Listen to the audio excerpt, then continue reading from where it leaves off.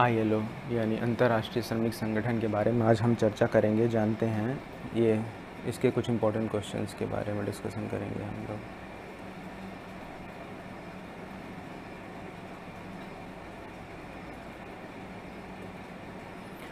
The International Labour Organization was originally established as an autonomous part of League of Nations। autonomous part था League of Nations। तो कब था ये autonomous part? 1919 में था।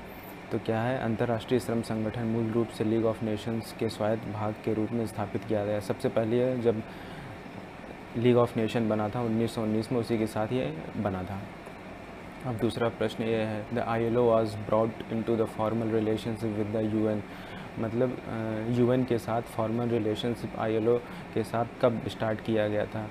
तो ये स्टार्ट हुआ था 1946 में, जब द्वितीय विश्व युद्ध समाप्त हुआ था। उसके बाद जब UN बना तो ILO उसी के साथ मर्ज हो गया। The ILO is composed of how many members Nations. इस समय ILO में कितने सदस्य राष्ट्र इसमें सदस्य हैं? इसमें 187, यानी सी इसका ऑप्शन सही है।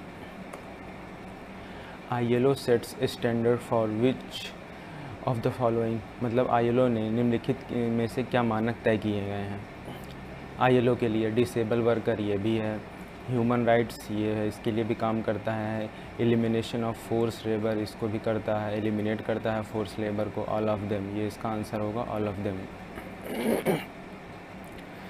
The ILO governing body is composed of the how many members. मतलब ILO की गवर्निंग बॉडी में कितने मेंबर्स होते हैं?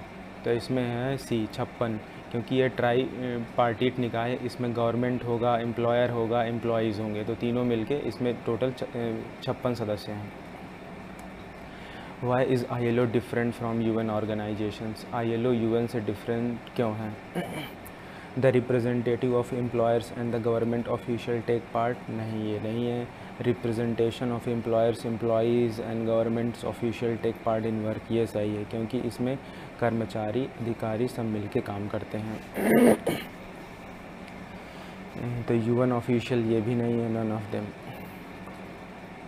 ILO headquarter are establish in. मतलब ILO का हेड क्वार्टर कहाँ है? तो ये है जेनेवा में। अब क्या है, 8वां प्रश्न क्या है? तो is the current director general of ILO since 1920। मतलब अभी ILO का डायरेक्टर जनरल कौन है?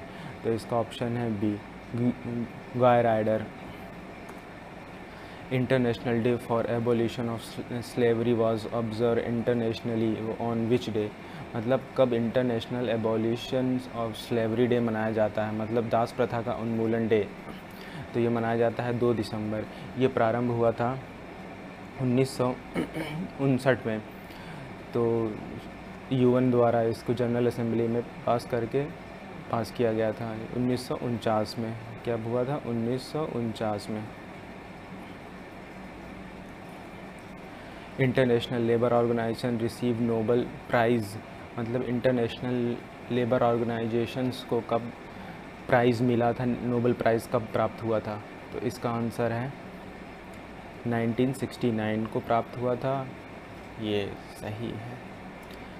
The international labour organization was formulated in. मतलब इंटरनेशनल ऑर्गेनाइजेशंस कब बना था? ये बना था 1919 में।